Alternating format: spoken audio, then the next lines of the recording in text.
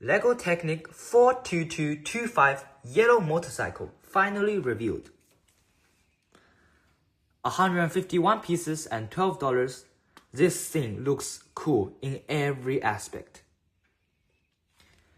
It got so many functionalities like rolling wheels, and the rear wheels actually drive the 3-cylinder piston engine.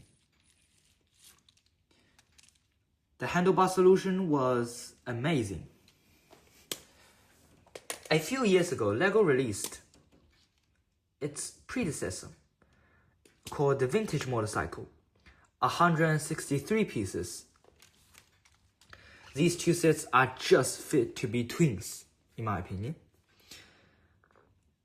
I still think the older one looks better because it's more detailed and has more protection along its edges, while the new one is just a simple motorcycle put on with some creative pieces.